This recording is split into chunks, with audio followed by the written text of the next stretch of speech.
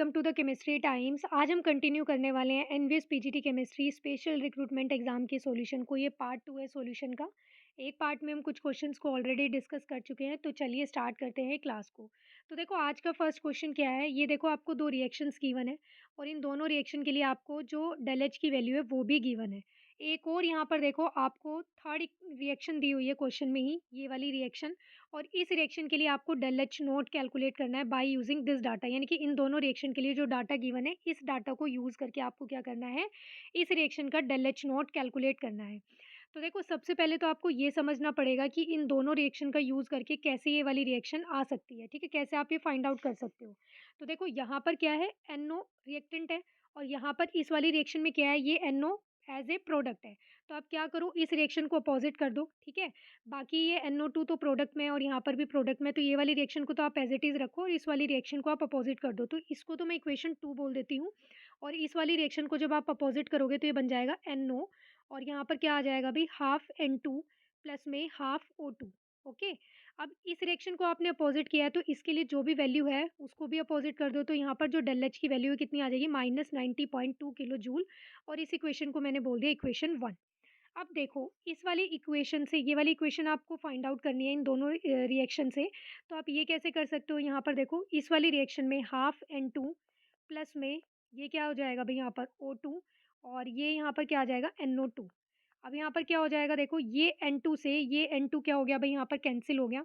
अब कैंसिल होने के बाद देखो बाकी जो बचा है उसे लिख दो, तो यहाँ पर क्या है, ये NO और यहाँ पर क्या हो जाएगा, देखो 1 मोल है O2 का, हाफ मोल O2 का इधर है, ठीक है, राइट हैंड साइड पर। तो ये लेफ्ट हैंड साइड आएगा तो ये क्या बच जाएगा भाई, हाफ O2 बच जाएगा। और यहाँ पर क्या हो जाएगा भाई, देखो इसमें यहाँ पर ये क्या आ जाएगा, यहाँ पर ये NO2 ही बचेगा। अब क्या है, देखो इस वाली रिएक्शन का जो अब यहाँ पर देखो आपने जो इन दोनों रिएक्शन के साथ किया है ना, वही क्या कर दो, यहाँ पर इनकी एंथैल्पी के साथ कर दो। तो यहाँ पर देखो डेल एच की वैल्यू कितनी आ जाएगी भाई, यहाँ पर -90.2 प्लस में, ठीक है।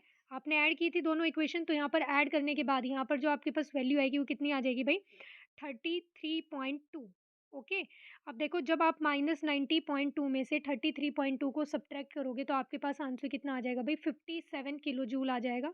अब ये माइनस का 90 बड़ा है तो यहाँ पर जो साइन है वो भी कैसा आएगा भाई, माइनस का ही आएगा। तो अब आप ऑप्शन देख लो कौन से ऑप्शन में आपको ये दिया हुआ है भाई। It is given in the option number 1। इसमें देखो ऑप्शन नंबर 1 में ही आपको नेगेटिव वैल्यू गिवन है, तो यही क्या है इसका भाई करेक्ट आंसर है। Next question, which halogen in its standard state has the greatest absolute entropy पर मोल। यहाँ पर देखो ये पूछा है कि कौन से हैलोजन की अपनी स्टैंडर्ड स्टेट में, ठीक है, स्टैंडर्ड स्टेट की बात कर रहा है। स्टैंडर्ड स्टेट में क्या रखेगा भाई, ग्रेटेस्ट एंट्रोपी रखेगा पर मोल। तो अब देखो यहाँ पर ये सारे हैलोजन्स आपको दिए हुए हैं, बट सबके साथ क्या दिया हुआ है आपको कि ये कौन सी स्टेट में है भाई, गैसियस स्टेट में है। बट हैलोजन की स्टैंडर्ड स्टेट देखो यहाँ पर, फ्लोरीन जो होता है वो गैसियस स्टेट में ही होता है, क्लोरीन भी जो होता है वो गैसियस स्टेट में ही होता है। और जो ब्रोमीन है, ब्रोमीन की जो स्टैंडर्ड स्टेट होती है वो क्या होती है भाई, लिक्विड होती है। और जो आयोडीन है इसकी कौन सी होती है भाई, लिक्विड होती है, और सॉरी सॉलिड होती है। तो देखो अब यहाँ पर इन दोनों ऑप्शंस की तो आपको जो स्टैंडर्ड स्टेट है वो ही रॉन्ग दी हुई है, तो ये थर्ड और फोर्थ तो वैसे ही कट हो जाएंगे, ठीक है, ऑप्शन। अब बचा है फर्स्ट और सेकंड, क्योंकि ये दोनों ही किस में है भाई, गैसियस स्टेट में है। अब इन दोनों में से किसके लिए एंट्रोपी ज़्यादा आएगी, तो देखो यहाँ पर क्या बोला है उसने, एब्सोल्यूट एंट्रोपी पर मोल। अब यहाँ पर एब्सोल्यूट जो एंट्रोपी होगी वो पर मोल, वो किसका फंक्शन होती है भाई, वो मास का फंक्शन होती है। किसका फंक्शन होती है भाई, मास का फंक्शन होती है। जिसका मास ज़्यादा होगा उसी के लिए यहाँ पर एब्सोल्यूट एंट्रोपी पर मोल भी ज़्यादा आएगी। तो फ्लोरीन और क्लोरीन में से किसका मास ज़्यादा है अभी, क्लोरीन का। तो इसलिए इस क्वेश्चन का राइट आंसर क्या आ जाएगा अभी, ऑप्शन नंबर 2। नेक्स्ट क्वेश्चन देखते हैं, calculate the enthalpy of the reaction. यहाँ पर देखो आपको ये रिएक्शन दी हुई है और यहाँ पर इसके लिए ये जो भी मॉलिक्यूल्स आपको रिएक्टेंट और प्रोडक्ट में गिवन है, इसके लिए यहाँ पर देखो आपको डेल एच की वैल्यू भी गिवन है। आपको क्या करना है, यहाँ पर टोटल कैलकुलेट करनी है, यानी कि पूरी कंप्लीट रिएक्शन के लिए कैलकुलेट करनी है कि कितनी आएगी। तो देखो ये हम कैसे कैलकुलेट करते हैं, जो एंथैल्पी ऑफ रिएक्शन होती है वो क्या होती है भाई, उसका फॉर्मूला होता है एंथैल्पी ऑफ प्रोडक्ट, यानी कि प्रोडक्ट में से रिएक्टेंट की एंथैल्पी को क्या कर दो भाई, सब्ट्रैक्ट कर दो। तो यहाँ पर देखो प्रोडक्ट क्या है भाई, C2H6 है, तो C2H6 के लिए देखो क्या वैल्यू गिवन है आपको, -1560। तो ये यहाँ पर पुट कर दिया, फिर माइनस का साइन, फिर यहाँ पर देखो रिएक्टेंट लिखेंगे, तो रिएक्टेंट देखो यहाँ पर दो हैं। तो C2H2 के लिए जो आपको वैल्यू गिवन है वो कितनी गिवन है भाई, -1300। तो ये आ गया -1300। फिर प्लस ये ओवरऑल ऐड करनी पड़ेगी, ठीक है, टोटल प्रोडक्ट में से टोटल रिएक्टेंट की सब्ट्रैक्ट करते हैं। तो यहाँ पर -1300 प्लस, अब यहाँ पर क्या है 2 मोल्स ऑफ H2 है, तो यहाँ पर क्या हो जाएगा 2 मोल्स, और H2 के लिए कितनी गिवन है अभी आपको -286, तो यहाँ पर ये 2 से इसलिए मल्टीप्लाई किया है क्योंकि यहाँ पर बैलेंसिंग इक्वेशन में ये 2 के साथ है। तो ये क्या आ जाएगा यहाँ पर देखो कंप्लीट, जब आप ये सॉल्व करोगे सिंपली आपके पास आ जाएगा प्लस का 312 किलो जूल पर मोल। तो अभी आप देख लो कौन से ऑप्शन में दिया हुआ है अभी, ऑप्शन नंबर 4 में, तो यही क्या है इसका करेक्ट आंसर। नेक्स्ट क्वेश्चन देखते हैं, what are the signs of del H, del S and del G for the freezing of liquid water at -10 degree Celsius. तो देखो सबसे पहले तो आप ये देखो यहाँ पर क्या हो रहा है, freezing of liquid. Freezing of liquid का मतलब क्या है कि लिक्विड से वो सॉलिड, अब भाई फ्रीजिंग कर रहे हैं तो आइस बन जाएगी। अगर आइस बनेगी तो इसका मतलब क्या है कि वो सॉलिड स्टेट में जाएगा, और सॉलिड स्टेट में रैंडमनेस क्या हो जाएगी भाई, डिक्रीज हो जाएगी।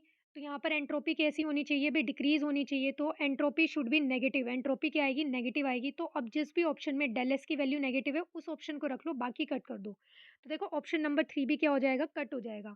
अब देखो जो फ्रीजिंग प्रोसेस होती है ना, वो कैसी होती है भी, एक्सोथर्मिक होती है। कैसी प्रोसेस होती है भी वो, एक्सोथर्मिक होती है, क्योंकि लिक्विड से वो सॉलिड स्टेट में जा रहा है तो वो एनर्जी को क्या करता है, लॉस करता है। तो ये एक्सोथर्मिक प्रोसेस होती है। अगर ये एक्सोथर्मिक है तो del H should be negative, तो ये क्या होना चाहिए, नेगेटिव होना चाहिए। अब जिस भी ऑप्शन में डेल एच की वैल्यू और डेल एस की वैल्यू नेगेटिव है उस ऑप्शन को रख लो, बाकी कट कर दो। तो देखो एक ही ऑप्शन ऐसा है जिसमें डेल एच और डेल एस दोनों नेगेटिव है, ठीक है।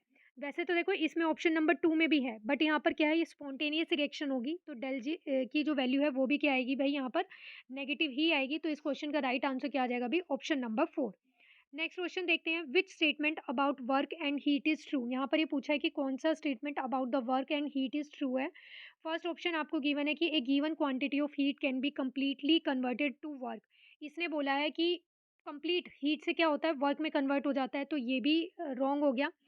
सेकंड आपको दिया है heat and work both are state function, भाई ये स्टेट फंक्शन नहीं होते, पाथ फंक्शन होते हैं, तो ये भी रॉन्ग है। थर्ड ऑप्शन देखो आपको दिया है some heat is always produce when work is done, तो ये ऑप्शन बिल्कुल करेक्ट है कि कुछ ना कुछ हीट प्रोड्यूस होती है हमेशा जब भी कोई वर्क होता है। तो थर्ड ऑप्शन करेक्ट है, और ये फोर्थ भी क्या हो जाएगा भाई, रॉन्ग हो जाएगा। Next question, for which reaction do you expect del S to be negative. यहाँ पर ये पूछा है कि एंट्रोपी कौन से ऑप्शन के लिए नेगेटिव आएगी। तो देखो यहाँ पर एंट्रोपी के लिए आप क्या करो, गैसियस मोल्स वाले इससे चेक कर लो। तो यहाँ पर देखो क्या है भाई, यहाँ पर जब आप चेक करोगे तो यहाँ पर तो देखो 1 से 2 बन रहे हैं, तो यहाँ पर तो क्या हो रहा है, एंट्रोपी इंक्रीज़ हो रही है, इसमें भी सॉलिड से लिक्विड आ रहा है, ठीक है? तो ये भी क्या है अभी, यहाँ पर एंट्रोपी इंक्रीज़ हो रही है, मतलब कि डेल एस की वैल्यू पॉजिटिव आएगी। यहाँ पर देखो क्या है भई, लिक्विड से, और ये लिक्विड, बट यहाँ पर देखो 25 डिग्री सेल्सियस लिखा है और यहाँ पर 50 डिग्री सेल्सियस लिखा है, मतलब टेम्परेचर इंक्रीज़ हो रहा है। तो टेम्परेचर इंक्रीज़ होने से क्या है भई, यहाँ पर भी ये क्या हो जाएगा, एंट्रोपी इसकी इंक्रीज़ ही होगी, यानी कि डेल एस की वैल्यू यहाँ पर भी क्या आएगी भाई, पॉजिटिव ही आएगी। बट ऑप्शन नंबर 4 को देखो, जिसमें क्या लिखा है भाई, क्लोरीन है और हाइड्रोजन आयोडाइड है, ठीक है, दोनों गैसियस स्टेट में ही है। और यहाँ पर जो प्रोडक्ट बन रहा है वो देखो क्या है भाई, यहाँ पर I2 सॉलिड बना रहा है और HCl। तो यहाँ पर देखो जो गैसियस मोल्स है वो कितने हैं भाई, 2 + 1 3 है, और यहाँ पर कितना बन रहा है, 1 बन रहा है। तो यहाँ पर देखो प्रोडक्ट साइड में कितने हो गए भाई, मोल्स जो हैं गैसियस के वो कम हो गए। तो इसका मतलब यहाँ पर जो डेल एस की वैल्यू है वो क्या आएगी भाई, नेगेटिव आएगी। तो इसलिए इस क्वेश्चन का राइट आंसर क्या हो गया भाई, option number 4। Next question, the empirical formula for a compound with a cubic close pack arrangement of anions and with cations occupying the octahedral holes is। यहाँ पर देखो क्या पूछा है उसने, empirical formula पूछा है कंपाउंड का जो कि कैसी पैकिंग में है, cubic close packing arrangement of anions, यानी कि जो अनायंस है ना उसकी पैकिंग तो कैसी है भाई, सीसीपी पैकिंग हो गई, ठीक है। क्लोज पैक अरेंजमेंट हो गया, यानी कि सीसीपी अरेंजमेंट हो गया। तो सीसीपी में जो नंबर ऑफ एटम्स होते हैं, ठीक है, पर यूनिट सेल, वो कितने होते हैं भाई, 4 होते हैं। कितने होते हैं, 4 होते हैं। अनायन के लिए दिया है ये, ठीक है, किसके लिए दिया है भाई, अनायन के लिए दिया है। तो सपोज मैं यहाँ पर इसमें अनायन को बी लेट कर लेती हूँ, तो यानी कि यहाँ पर बी कितने हो गए भाई, 4 हो गए। अब देखो ऐसे ही यहाँ पर कैटायन क्या कर रहा है, ऑक्टाहेड्रल होल्स को ऑक्यूपाई कर रहा है। तो आपको ये ध्यान रखना है, ऑक्टाहेड्रल होल्स उतने ही होंगे जितने यहाँ पर नंबर ऑफ एटम्स होंगे पर यूनिट, ठीक है, पर यूनिट सेल। तो यहाँ पर देखो number of atoms per unit cell कितने आए हैं, 4 आए। तो इसका मतलब यहाँ पर जो कैटायन है ए भी कितने हैं भाई, 4 ही है। तो यहाँ पर जो फॉर्मूला बनेगा वो क्या बनेगा भाई, A4B4। अब ये क्या है यहाँ पर, सेम ही है, तो यानी कि आप इसे क्या लिख सकते हो भी, ए बी लिख सकते हो। तो इसलिए इस क्वेश्चन का राइट आंसर क्या आ जाएगा भाई, ऑप्शन नंबर 1। नेक्स्ट क्वेश्चन देखते हैं, which element has the highest second ionization enthalpy. देखो उसने फर्स्ट आयनाइजेशन एंथैल्पी की बात नहीं की है, सेकंड आयनाइजेशन एंथैल्पी की बात की है। तो देखो सबसे पहले तो आपको क्या करना है, यहाँ पर कॉन्फ़िगरेशन लिख लो। तो देखो बेरिलियम जो होता है, बेरिलियम क्या होता है भाई, ये होता है 1s2 2s2, फिर इसके बाद देखो लिथियम क्या बनेगा भाई, लिथियम होगा 1s2 2s1। फिर इसके बाद देखो बोरोन जो होता है वो क्या बन जाएगा भाई, 1s2 2s2 2p1। फिर इसके बाद कार्बन है, कार्बन क्या हो जाएगा 1s2 2s2 और ये आ गया भाई यहाँ पर 2p2। देखो उसने सेकंड आयनाइजेशन एंथैल्पी की बात की, यानी कि एक इलेक्ट्रॉन रिमूव होने के बाद। तो यहाँ पर देखो अगर ये जब एक इलेक्ट्रॉन रिमूव हो जाएगा इन केस ऑफ बेरिलियम, तो देखो यहाँ पर ये जो होगा Be पॉजिटिव आयन के केस में, यहाँ पर क्या होगी भाई कॉन्फ़िगरेशन 2s+1 होगी। तो ये 2s+1 में से तो बल्कि ईज़िली इलेक्ट्रॉन चला जाएगा।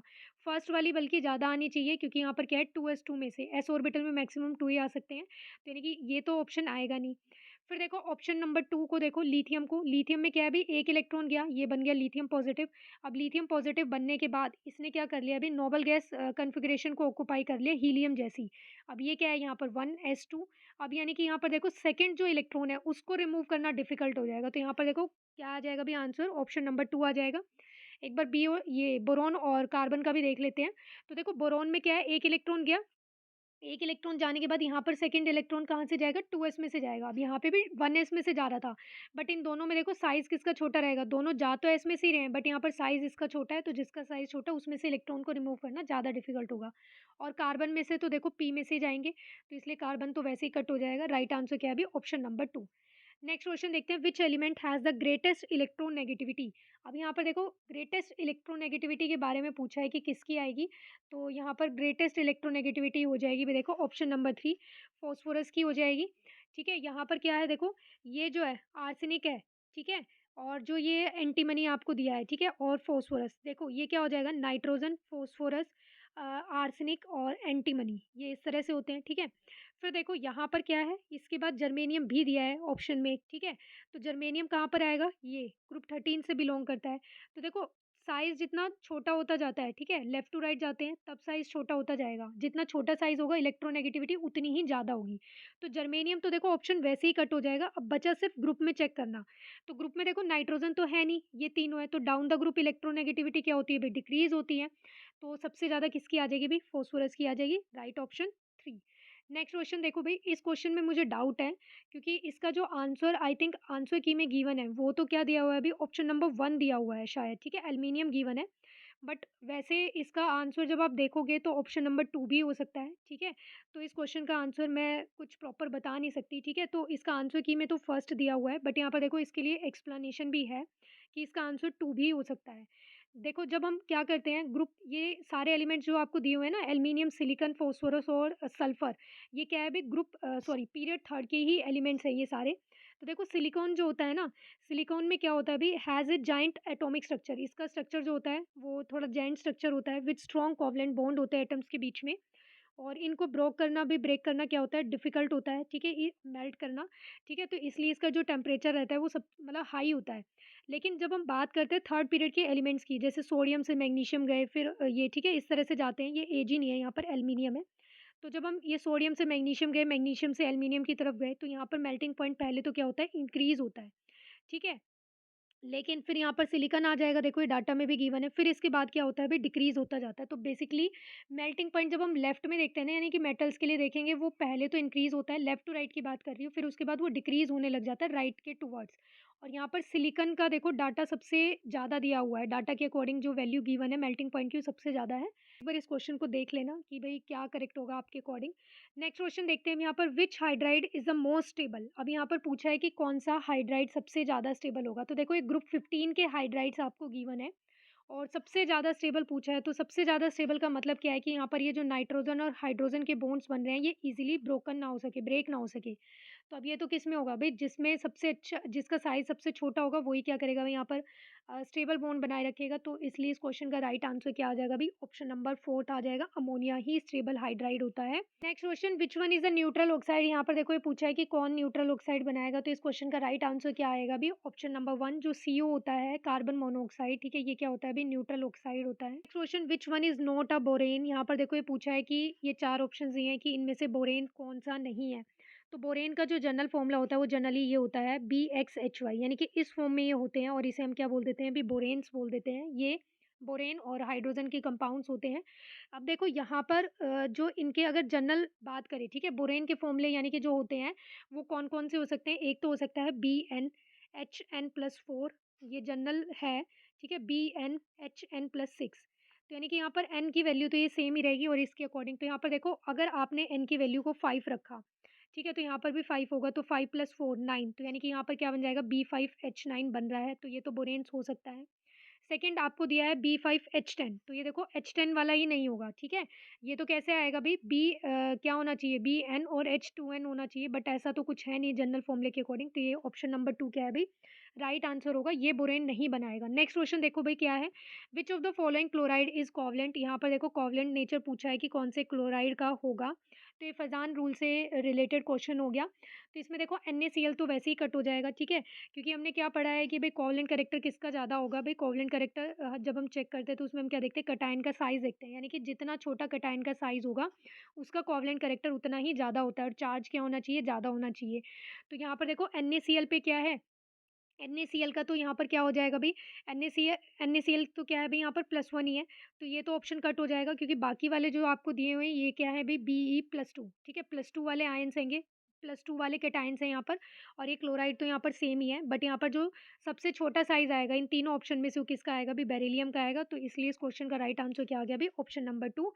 Next question, in which of the following molecules ions are not, all the bonds are not equal, ठीक है, ये पूछा है कि कौन से मॉलिक्यूल और आयन में सारे बॉन्ड्स इक्वल नहीं होंगे। तो देखो फर्स्ट ऑप्शन आपको दिया है SiF4, सिलिकॉन के वैलेंस शेल में, आउटर मोस्ट शेल में 4 ही इलेक्ट्रॉन्स होते हैं और ये चारों इस तरह से बॉन्ड बना लेंगे। तो देखो यहाँ पर तो ये क्या है, इस तरह से कुछ ज्योमेट्री आ जाएगी इसकी, तो ये तो सारे बॉन्ड्स इक्वल बनेंगे, तो फर्स्ट ऑप्शन तो होगा नहीं। सेकंड देखो जिनोन का ये फ्लोराइड दिया है, तो इसमें भी जो जिनोन है वो देखो इस तरह से होगा, यहाँ पर ये भी स्क्वायर प्लानर बना लेगा इस तरह से, तो यहाँ पर भी क्या है, ये चारों बॉन्ड्स जो हैं वो इक्वल होंगे, लोन पेयर तो प्रेजेंट है बट स्टिल ये क्या है, इक्वल होंगे, तो सेकंड ऑप्शन भी नहीं होगा। फिर देखो ऑप्शन नंबर थर्ड को देखो, तो ऑप्शन नंबर थर्ड भी इसका आंसर नहीं बनेगा, क्योंकि BF4 नेगेटिव हो गया, तो यानी कि ये भी इस तरह से ऐसे करके बना लेगा, ये भी नहीं आएगा। ऑप्शन नंबर फोर्थ को देखो भाई, ये क्या है, SF4 है, इसका मतलब क्या है, सल्फर के वैलेंस शेल में 6 इलेक्ट्रॉन्स अवेलेबल होते हैं, तो ये देखो 6 अगर इलेक्ट्रॉन्स अवेलेबल है तो देखो एक तो ये लोन पेयर ऐसे रह गया, और ये 4 क्या करेगा भाई, यहाँ पर ये इस तरह से बॉन्ड पेयर बना लेगा, तो ये बन गया यहाँ पर। तो इसमें क्या है भाई, सारे बॉन्ड लेंथ जो है, सारे बॉन्ड्स वो इक्वल नहीं आएंगे, तो इसलिए इस क्वेश्चन का राइट आंसर क्या आ जाएगा भाई, SF4, option number 4। Next question, in solid phase, यहाँ पर ये देखो आपको क्या दिया हुआ है अभी, PbR5, यानी कि पेंटाब्रोमाइड आपको गिवन है, किसका भी, फास्फोरस का। अब यहाँ पर ये पूछा है कि सॉलिड फेज में ये कैसे एग्जिस्ट करता है, तो इसका जो राइट आंसर आएगा वो क्या आएगा भी, ऑप्शन नंबर 4 आएगा। इसी तरह से आप PCl5 का भी देख लेना कि PCl5 कैसे एग्जिस्ट करता है, ठीक है। कंपोजिशन ऑफ रस्ट इज, यहाँ पर देखो रस्ट का केमिकल फॉर्मूला पूछ लिया है, तो इस क्वेश्चन का राइट आंसर तो क्या आ जाएगा भाई, option number 1 Fe2O3.XH2O। Next question, the titanium compound that does not exist as, यहाँ पर आपको ये बताना है कि कौन सा टाइटेनियम का कंपाउंड एग्जिस्ट नहीं करता है। तो भाई देखो ये क्वेश्चन तो थोड़े डायरेक्ट ही याद करने वाले हैं, तो इस क्वेश्चन का राइट आंसर क्या आ जाएगा, option number 1। Next question, formula of the dichlorobis urea copper is, यहाँ पर देखो आपको नाम तो दे दिया है, ठीक है, नॉमेनक्लेचर तो आपको गिवन है, यहाँ पर इसके अकॉर्डिंग आपको क्या करना है, फॉर्मूला पहचानना है, स्ट्रक्चर पहचानना है कि क्या बनेगा इसका। तो देखो क्या दिया है भाई, डाइक्लोरोबिस, डाइक्लोरोस, तो सबसे पहली बात तो ये आप समझ लो कि वहाँ पर क्या है भाई, एक तो कॉपर +2 ऑक्सीडेशन स्टेट में है, और डाइक्लोरो 2 क्लोरीन है, और बिस यूरिया, यानी कि यूरिया वाला जो मॉलिक्यूल है वो 2 है, ठीक है। तो यहाँ पर देखो जो यूरिया का फॉर्मूला होता है, यूरिया का जो स्ट्रक्चर होता है वो देखो क्या होता है भाई, वो होता है NH2, ठीक है, और यहाँ पर क्या होता है C डबल बॉन्ड O, और ये NH2। तो अब यहाँ पर देखो बिस लिखा है, तो बिस का मतलब क्या है कि इसका ट्वाइस करना पड़ेगा, अगर आप इसका ट्वाइस करोगे तो NH2 क्या होगा भाई, यहाँ पर 4 टाइम्स हो जाएगा। तो यहाँ पर देखो ऐसा कौन से ऑप्शन में आपको दिया हुआ है, तो देखो इस क्वेश्चन का राइट आंसर क्या आ जाएगा भाई, ऑप्शन नंबर 4 आ जाएगा। देखो यहाँ पर क्या दिया हुआ है भाई, अगर इसे इस तरह से लिखते हैं तो यहाँ पर ये बन जाएगा C डबल बॉन्ड O, फिर यहाँ पर क्या है ये NH2, इस NH2 का 2 का रखा है, और फिर क्या कर रखा है, इस पूरी एंटिटी का ट्वाइस का रखा है, तो देखो इस तरह से आ जाएगा, ठीक है। तो यहाँ पर ये जो रिजेंबल हो रहा है कौन से ऑप्शन से हो रहा है अभी, ऑप्शन नंबर 4 से, तो यही क्या है इसका करेक्ट आंसर है। Next question, which of the following ligands form a chelate, यहाँ पर देखो ये पूछा है कि कौन सा जो यहाँ पर लिगेंड गिवन है वो चिलेट फॉर्मेशन करेगा। तो फर्स्ट है एसीटेट, तो एसीटेट तो क्या होता है अभी, CH3 COO नेगेटिव, ठीक है, इस तरह से होता है, तो ये तो कोई चिलेशन नहीं करेगा, तो ये ऑप्शन तो आएगा नहीं। सेकंड देखो आपको क्या दिया है अभी, ऑक्जेलेट दिया है, तो ऑक्जेलेट कैसे बनता है अभी, ऑक्जेलिक एसिड से बनता है, तो ये ऐसे होता है, तो यहाँ पर ही भई क्या पॉसिबल है, चिलेशन पॉसिबल है, तो इस क्वेश्चन का राइट आंसर क्या आ जाएगा भई? Option number 2। साइनाइड क्या होता है भई? Cn नेगेटिव होता है और अमोनिया तो आपको पता ही है NH3 होता है, तो ये भी नहीं होगा, ये भी नहीं होगा। Right answer is option number 2 oxalate ion. Next question देखो, इसमें विल्किंसन कैटेलिस्ट पूछा है, 4 ऑप्शंस दे रखे हैं, तो इस क्वेश्चन का राइट आंसर तो क्या आ जाएगा भई? Option number 4। आपको इसका नोमेनक्लेचर भी ध्यान रखना है, ठीक है? कि क्या होता है, नाम से भी पूछ सकता है ये। Next question, 5 ethyl 3 oxo cyclohexane 1 oic acid in the following compound is. यहाँ पर देखो आपको 4 ऑप्शंस दिए हुए हैं और इन चारों ऑप्शन के लिए आपको यहाँ पर क्या आइडेंटिफाई करना है, करेक्ट स्ट्रक्चर पता करना है, यानी कि इस नोमेनक्लेचर के अकॉर्डिंग जो राइट स्ट्रक्चर है वो आपको पता करना है। तो देखो 1 ओइक एसिड से आपको ये पता चल रहा है कि यहाँ पर फर्स्ट पोजीशन पे क्या आएगा, कार्बोक्सिलिक एसिड आएगा। तो ये क्या हो जाएगा, देखो फर्स्ट पोजीशन पे यहाँ पर मान लो किसी भी एक पोजीशन पे मैंने ये लगा दिया कार्बोक्सिलिक एसिड, ठीक है। फिर इसके बाद क्या हो जाएगा, इसको मैंने 1 पोजीशन बोल दिया। आगे क्या दे रखा है, 5 इथाइल 3 ऑक्सो, 3 पोजीशन पे, अगर ये 1 है तो 2 एंड 3, तो 3 पोजीशन पे ये चला गया ऑक्सो, ठीक है। फिर 4 एंड 5 यहाँ होगा, तो 5 पे क्या आएगा भई, इथाइल। इथाइल क्या होता है, C2H5। तो ये यहाँ पर क्या बन गया भई, देखो ये स्ट्रक्चर बन गया, ठीक है। साइक्लोहेक्सेन दे रखा था, तो साइक्लोहेक्सेन बनाया सबसे पहले, फिर 1 पे ओइक एसिड ग्रुप लगा दिया, मतलब कार्बोक्सिलिक। फिर 1 के रिस्पेक्ट में हमने थर्ड पोजीशन पे ऑक्सो ग्रुप लगा दिया, मतलब कि कीटोन ग्रुप। फिर फिफ्थ पोजीशन पे क्या आ गया भई, इथाइल ग्रुप आ गया। तो अब आप चेक कर लो ऑप्शन कि आपको कौन से ऑप्शन में दिया हुआ है। तो it is given in the option number 2। देखो यहाँ पर ये वाला जो स्ट्रक्चर है ये सेम स्ट्रक्चर है, तो इस क्वेश्चन का राइट आंसर क्या आ गया अभी, ऑप्शन नंबर 2। तो ये थे आज के क्वेश्चंस। जो इसके बचे हुए क्वेश्चंस हैं उनको हम नेक्स्ट क्लास में डिस्कस करेंगे, तो तब तक पढ़ते रहना, रिवाइज करते रहना। मिलते हैं नेक्स्ट क्लास में।